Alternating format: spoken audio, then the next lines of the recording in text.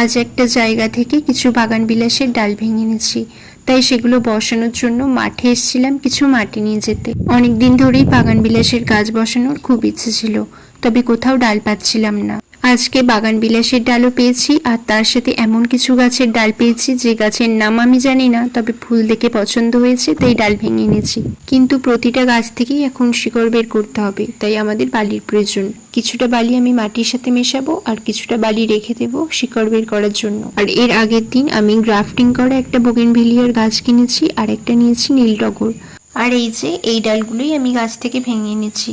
এখানে একটা টবের মধ্যেই সবকটা ডাল বসিয়ে দেবো, পরে যখন শিকড় বেরোবে তখন আলাদা আলাদা টবে বসাবো। যদিও আমি ঠিক জানি না এ থেকে শিকড় বেরোবে কিনা, এর আগে আমি কোনোদিনও বাগান বিলাসের গাছ বসাইনি, তাই এটার ব্যাপারে আমার ঠিক জানা নেই। এখানে একটা একটা করে ডাল বালির মধ্যে বসিয়ে দিয়েছি, তবে শিকড় ছাড়তে বেশ কিছুদিন টাইম লাগবে। দেখা যাক কি হয়। আগের দিন যে বোগেনভিলিয়ার গাছটি কিনলাম সেটাই নাকি 4 রকমের গ্রাফটিং করা আছে, তার মানে 4 রকমের ফুল ফুটবে। এই দুটো গাছ মিলিয়ে দাম বলেছিল প্রায় 350 টাকা। খুব জোরাজুরি করে 200 টাকায় পেয়েছি। লাস্ট টাইম যখন কিনতে গেছিলাম এই এক একটা গাছের দাম বলেছিল 100 টাকা। যাই হোক, প্রত্যেকটা গাছ খুব ভালোভাবেই বসিয়ে নিয়েছি। এবার শুধু অপেক্ষা করতে হবে কবে গাছগুলো থেকে নতুন পাতা গজায়। আজ আসি, দেখা হবে আবারও একটি নতুন ভিডিওতে নতুন কিছু নিয়ে।